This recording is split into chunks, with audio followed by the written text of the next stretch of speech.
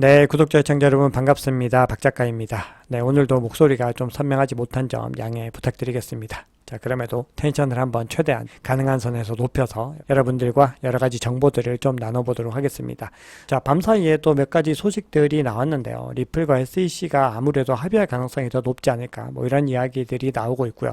그리고 어제 비트코인 가격이 갑자기 좀 크게 하락했다가 다시 지지 영역으로 반등을 했었죠. 그래서 그 이유가 무엇일까에 대한 기사들도 지금 좀 전해졌고요. 자, 그리고 지금 가격이 굉장히 횡보의 흐름을 이어가고 있지만 어쨌든 북미를 기반으로 한 이 고래들의 유입이 꾸준히 늘어나고 있고, 그리고 이 비트코인 관련 디지털 상품들의 어떤 유입액도 계속해서 늘어나고 있는 모습들을 보이고 있습니다. 그리고 거시경제 관점에서는 금리 인상이 이번이 마지막이 아닐까라는 어떤 예측들이 더 많이 강해지는 모습들이 나오고 있는데요. 전반적으로 시장이 어떤 식으로 흘러가고 있는지 한번 알아보도록 하겠습니다. 네, 제 서칭 채널이 늘어나고 있다고 늘 반복적으로 말씀을 드리고 있습니다. 저는 유튜브 채널 박작가의 크립토 연구소와 크립토 트렌드 랩이라는 커뮤니티 네 곳만 운영을 하고 있고요. 일체 투자 상담 채널이나 리딩방을 운영하지 않고 있습니다. 그래서 어떤 분들과도 1대1로 투자 상담을 하지 않고 있다는 거 여러분들께서 꼭 기억해 주시면 좋겠습니다.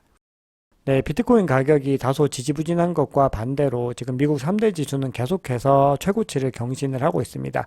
다우 지수가 6거래일 연속 상승을 해서 지난해 11월 이후 최고치로 마감을 했다고 하고요.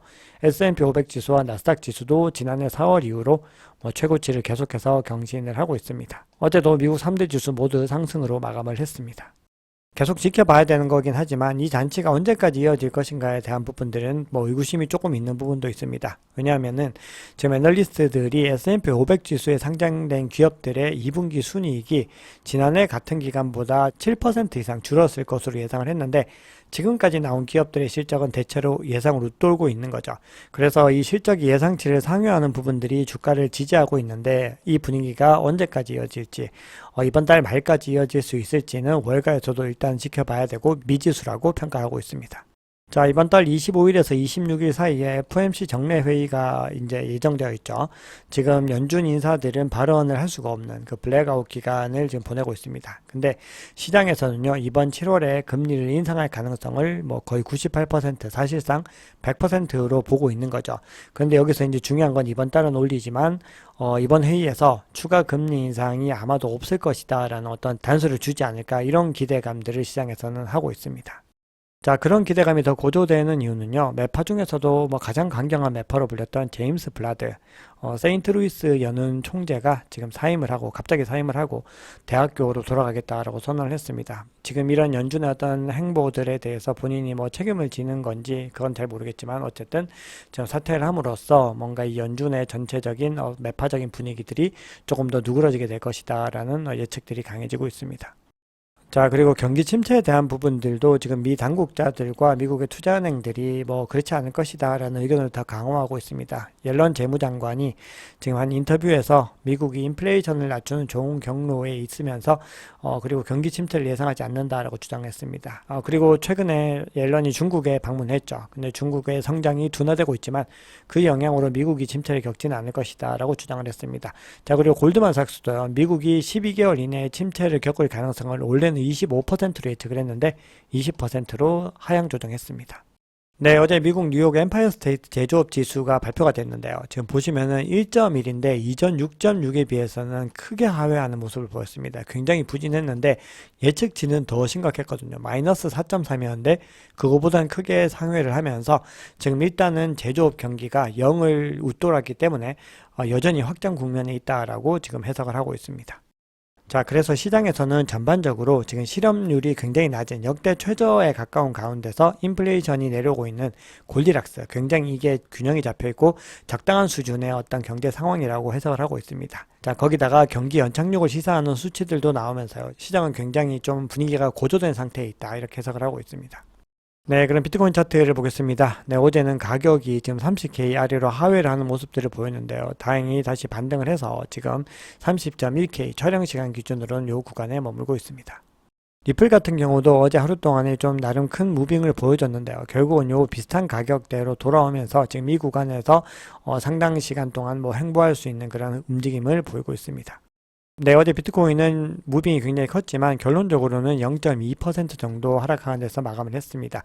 이더리움은 상대적으로 조금 더 하락을 했고요. 그 리플 같은 경우는 1.1% 정도 좀 큰 폭으로 하락을 하는 모습들을 보였습니다. 그리고 어제 도지코인은 뭐 상승이라고 하긴 그렇지만 좀 파란불이 들어와 있는데요. 어제 아마도 일론 머스크의 도지 언급 때문에 아마도 이 가격대를 좀 유지하고 있는 것으로 보입니다.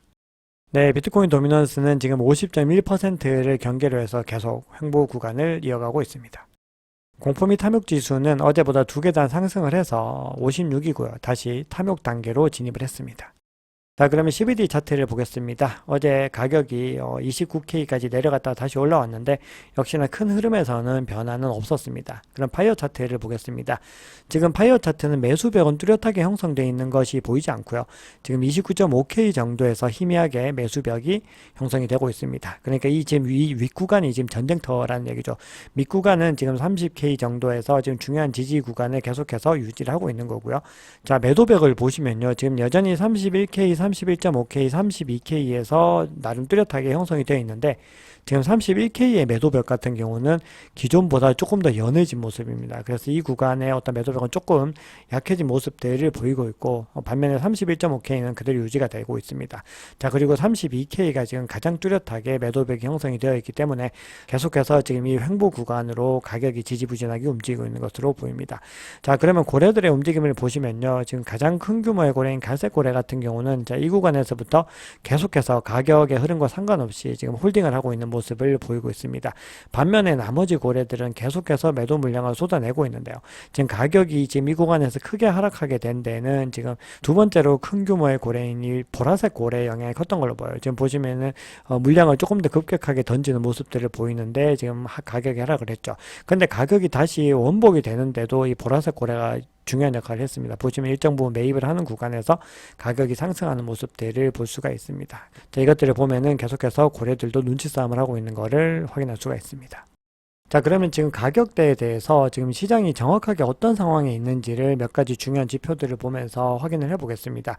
자, 그럼 볼린저 밴드를 먼저 좀 보겠습니다. 저기 세 가지 선이 있는데 여기가 바로 미들 볼린저 밴드고요. 이게 지금 상단 밴드, 이게 하단 밴드입니다. 자, 이 상단과 하단의 어떤 범위가 벌어진다는 것이 이제 가격 변동성이 크다는 의미겠죠. 근데 이게 이렇게 급격하게 줄어들었다라고 하는 거는 지금 현재 굉장히 변동성이 적은 조용한 상태라는 거를 의미를 합니다.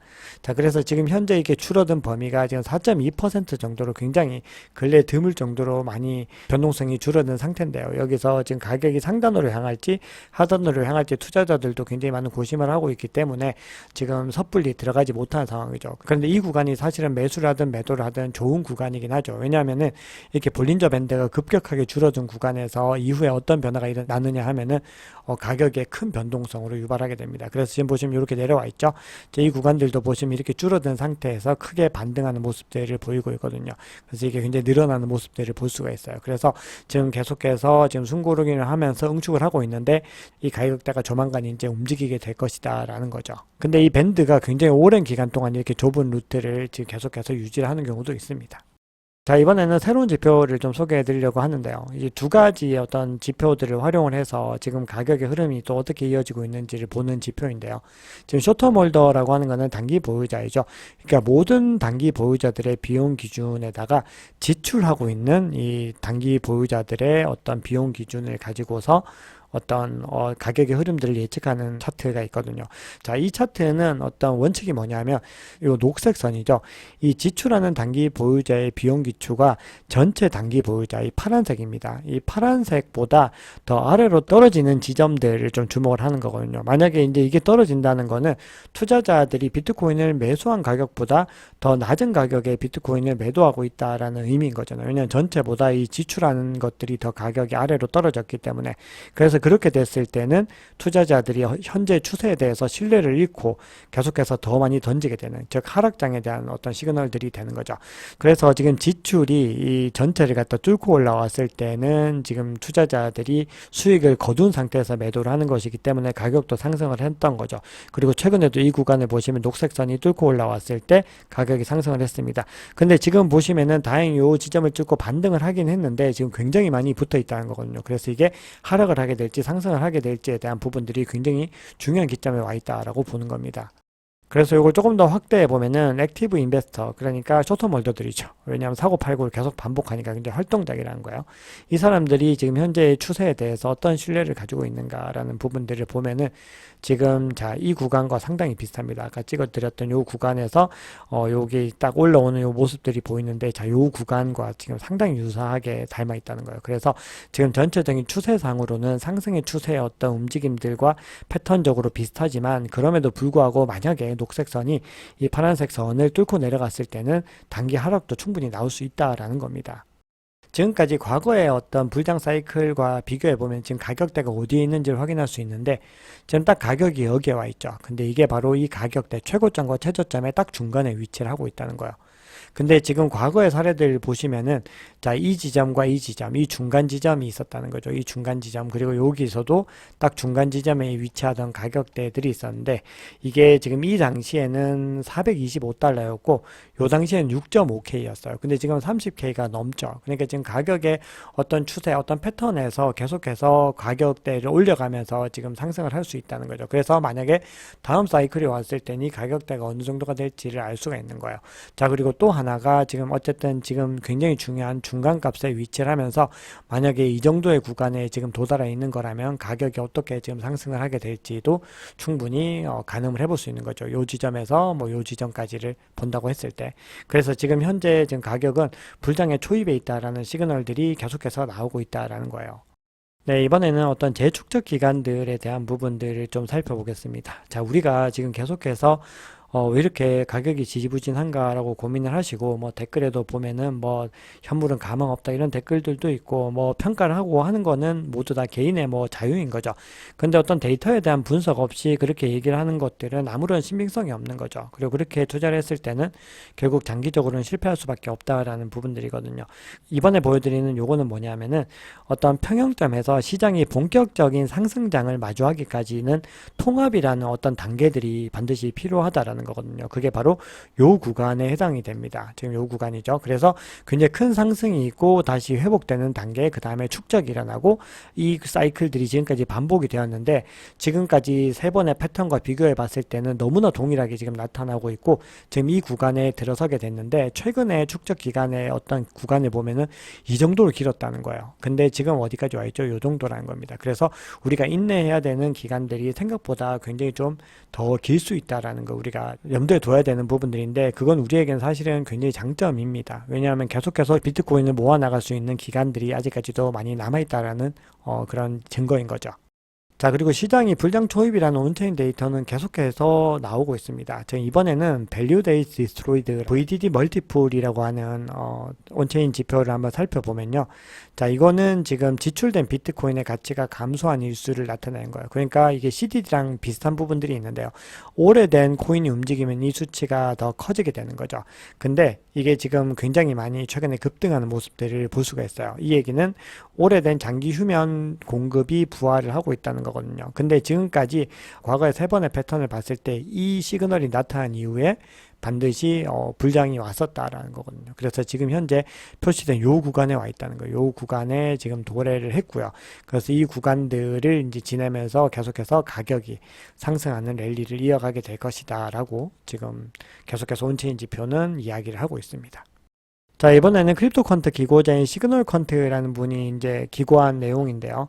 지금 1000에서 10,000 UTXO 밸류 밴드가 계속해서 늘어나고 있다. 자, 그러니까 지금 미사용 트랜잭션 밸류 밴드가 점진적으로 증가 추세를 보이고 있다라고 얘기를 합니다. 자, 그러면서 해당 밸류 밴드가 지금 가격에 가장 민감한 것으로 알려져 있기 때문에, 이런 관점에서 볼 때 고래 그룹이 서서히 지금 증가하고 있는 움직임들을 보이고 있다라고 얘기를 하고 있습니다. 그래서 아마도 2021년 말이 장기적인 바닥이 맞고 가격은 꾸준히 상승하게 될 것이다라고 얘기를 하고 있습니다. 자, 그 구간이 이제 과거 지난 사례들과 한번 비교를 해보면은 2019년 당시에 요 모습들과 동일하다는 거예요. 그래서 요게 계속해서 장기적으로 우상향을 해왔다라는 거를 강조를 하고 있습니다. 자, 그리고 이제 이 불장 구간이 오면 이 밴드들은 줄어들게 되는데, 아마도 그거는 이제 개인 투자자들이 굉장히 급속하게 되고 유입이 되기 때문이라고 보여집니다. 자, 리플과 관련해서요, 폭스 비즈니스의 엘리노어 테럿이 어떤 포스팅을 했는데 이렇게 얘기를 하고 있습니다. 미국 뉴욕 지방법원 판사죠. 이번에 판결을 내렸던 아날리사 토레사가 이 SEC 리플 사건을 갖다가 힘먼 연설 공개를 명령한 치안 판사예요. 사라 넷번에게 회부하는 내용의 서류를 제출했다는 거예요. 그런데 이런 과정들이 이루어지면 일반적으로 합의가 이루어질 가능성이 굉장히 높다라고 합니다. 그래서 지금 그 이후에 다시 또 포스팅을 했는데요. 이 넷번도요, 현재 시점에서 생산적이라고 믿는다면 합의 회의를 위한 몇 가지 가능한 날짜를 정하라라고 얘기를 하고 있습니다. 그래서 지금 아마도 리플과 SEC 간의 어떤 합의가 지금 이루어질 가능성이 높아진 것이 아닌가라는 추측들이 나오고 있고요. 실제로 친리플 변호사이죠. 제레미 호건 같은 경우도 SEC가 항소를 포기할 가능성이 더 높다라고 얘기를 하고 있습니다. 왜냐하면 실익 대비 리스크가 더 크다는 거죠. 본인들이 뭔가를 이걸 통해서 이룰 것이 있어야지 할 수 있는데 지금 이 상황에서 만약에 항소를 했는데 다시 패소를 하게 되면 어떻게 될까요? 앞으로 계속해서 SEC가 다른 소송에서도 불리한 입장에 놓일 가능성이 높다는 거예요. 그렇기 때문에 여기서는 그냥 합의를 하고 원만하게 넘어가는 것이 오히려 SEC에게 더 이득이 된다라고 이야기를 하고 있습니다. 자, SEC 위원장인 게리 겐슬러가 리플 판결에 대해서는 실망스럽다고 얘기를 하면서 본인들도 일정 부분 승리를 거뒀다라고 강조를 했습니다. 그러니까 이 정도의 기조에서 끝난다라고 하는 거는요, 항소를 하지 않을 가능성에 대해서 기대치를 더 높이고 있는 부분이라고 볼 수 있습니다. 자, 그리고 리플랩스는요, 미국의 은행들이 XRP를 대거 이용할 것이다라고 확신한다라고 지금 이제 승소에 대한 어떤 흐름을 이어가서 계속해서 비즈니스를 확장하겠다는 의지를 보이고 있습니다.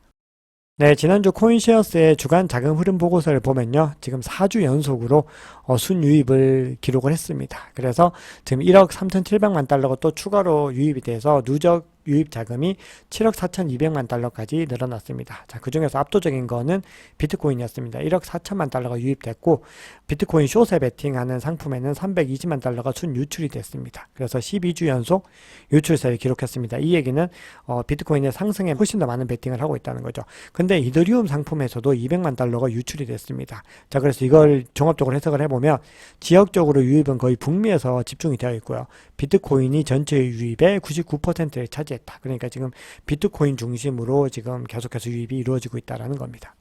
자, 그리고 캐시우도 돈나무 언니가 리플의 일부 승소를 통해서 코인베이스 등의 거래소에도 굉장히 긍정적인 영향을 미치고 있다고 주장을 했습니다. 자, 좋은 기사만 전해드릴 수는 없기 때문에 이번에는 조금 반대 기사들도 소개해드리겠습니다. 독일의 투자은행이요, 코인베이스가 여전히 규제 당국과 치열한 싸움을 벌일 것이고 주식 랠리에 이탈 가능성도 크다라고 얘기를 했습니다. 자, 그러니까 리플 소송의 결과가 나온 것이 규제의 명확성을 대변하지 않는다라는 이야기를 하고 있습니다. 이거는 북미의 암호화폐 업계에서도 공통적인 의견입니다. 그리고 호주의 최대 상업은행이요, 고위험 암호화폐 거래소 대상 출금을 차단을 하면서 각 국가들이 지금 계속해서 규제에 대한 이슈들을 굉장히 중요하게 부각을 하고 있고, 그리고 건전한 암호화폐 생태계를 만들기 위한 노력들을 계속하고 있다는 겁니다. 결국 이 과정들이 오랜 기간이 걸리더라도 해결이 되어야지 기관 자금들이 더 적극적으로 유입이 되고, 그렇게 됐을 때 실제로 이 가상자산의 규모는 기하급수적으로 커질 수 있다라고 볼 수 있습니다. 자, 비트코인이 30K 아래로 일시적으로 하락한 이유, 급락한 이유는 갠슬러 때문이다라고 하는 외신 보도가 있었습니다. 자, 비트코인 시스템이라는 언론인데요, 저는 처음 보는 매체입니다. 자, 근데 이걸 블록미디어 기사로 좀 가지고 와봤는데, 전 갠슬러가 이렇게 얘기를 했습니다. 암호화폐 회사들이 법을 준수하도록 계속해서 촉구하겠다. 본인이 규제를 계속해서 이어가겠다라고 한 거죠. 자, 그러니까 지금 리플과의 소송에서 패소를 했지만 여전히 이 살기등등한 갠슬러의 행보들은 이어질 수 있다라는 부분들이 좀 부각이 된 것으로 보입니다. 자, 그리고 갠슬러에게 비트코인 현물 ETF 승인 여부에 대해서 물어보면서 추가로 뭐가 필요하냐라고 물어보니까 아예 답변 자체를 거부해버렸습니다. 아주 굉장히 옹졸한 사람이다, 이런 느낌을 받을 수밖에 없습니다. 그러면서 이제 이런 발언이 나온 겁니다. 리플이 증권이 아니라고 판결한 데는 실망했지만 기관 투자자들이 구입한 XRP는 증권이라고 판결했기 때문에 본인들도 부분적으로 이겼다. 이건 환영한다라고 얘기를 한 거죠. 자, 그러면서 이 연설에서는 인공지능이 금융 시스템의 위협이 될 수 있다라고도 주장했습니다. 자, 오늘 생각보다 촬영 시간이 많이 길어지고 있어서요, 좀 빨리 이제 기술적인 분석 한 가지만 말씀드리고 마무리를 하겠습니다. 자, 지금 비트코인 상승세가 지금 계속해서 지금 30.1K 부근, 지금 20일 EMA를 잘 방어를 하고 있습니다. 지금도 29K대로 내려갔지만 이 구간을 바로 반등을 해서 여기까지 다시 돌아왔죠. 그래서 지금 다행히 이 구간이 굉장히 강력한 지지 구간이라는 거 확인을 했지만, 그럼에도 공격적인 수요들, 그러니까 매수세가 굉장히 부족하다는 것도 증명이 됐습니다. 자, 지금 보시면은 22AMA가 지금 상승 움직임에서 지금 굉장히 완만해지고 있습니다. 거기다가 지금 RSI도 하락 추세이기 때문에 지금 하락 다이버전스가 발생한 거죠. 그래서 지금 전반적으로 봤을 때 공급과 수요가 더 팽팽하게 균형을 이루는 단계가 됐다라고 볼 수 있습니다. 그래서 한동안은 29.5K와 31.5K 사이에서 타이트하게 가격 횡보를 이어갈 가능성이 높다라는 부분입니다. 그래서 정말 상승세의 시작을 알리기 위해서는 32.4K까지는 가격을 밀어붙여야 한다는 겁니다. 그래서 여기까지만 밀어붙일 수 있으면은 그 다음에 매물대가 적은 40K까지는 급등할 수 있는 가능성이 있다라고 주장을 합니다. 자, 그런데 가격이 만약에 29.5K 아래로 떨어지면 50일 이동 평균선인 지금 28.6K까지도 충분히 갈 수 있다라고 얘기를 하고 있습니다. 자, 오늘 준비한 이야기는 여기까지입니다. 여러분 오늘 내용이 도움이 되셨다면 구독, 좋아요, 알림 설정, 댓글 정중하게 부탁드리겠습니다. 지금까지 박 작가였습니다.